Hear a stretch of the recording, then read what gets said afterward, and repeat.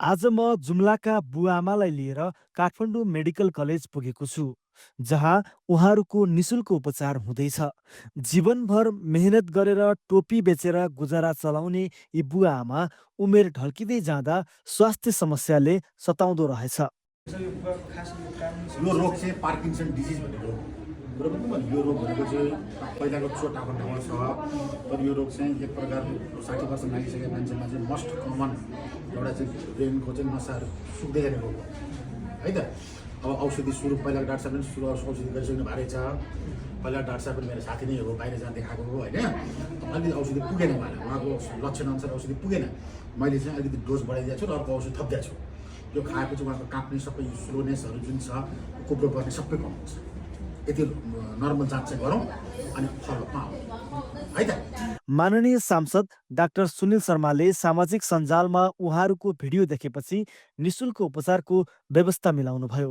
बुवालाई पार्किन्सन डिजिजले च्यापेको रहेछ, जसका कारण उहाँलाई निकै समस्या भइरहेको थियो। यसअघि पनि उहाँले उपचार गराउनु भएको थियो, तर थप जाँच आवश्यक थियो उहाँलाई।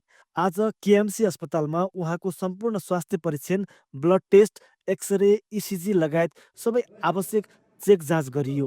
आमाको पनि कानको उपचार गरियो। अझ भोलिका दिनमा कुनै समस्या आए पनि अस्पतालले उपचार गरिरहने आश्वासन दिएको छ। यो सहयोग र मायाले बुवाआमाको आँखामा खुसीको आँसु झलझली देखिन्थ्यो। उहाँहरूले डाक्टर सुनिल शर्मालाई मुटुभरिको आशीर्वाद दिनुभयो। यो सब सम्भव बनाउन सहयोग गर्ने doctor Sunil Sharma, Kathmandu medical college परिवार र सबै मनकारी हातहरूलाई हृदयदेखि धन्यवाद। विशेष रूपमा अस्पतालमा समन्वयकारी भूमिका निर्वाह गर्ने लोकेश जङ थापा र सुरक्षा चौहानलाई पनि हृदयदेखि धन्यवाद। अर्जुन विष्टलाई मिठो सम्झना, सहयोगी साथी अलिफ खान र पवन राणा भाटलाई धन्यवाद। बुवाआमाको अनुहारमा फर्किएको त्यो मुस्कानले मेरो मन आज फेरि छोएको छ। सायद यस्तै माया, प्रेम र सद्भावले समाज अझ सुन्दर बन्छ।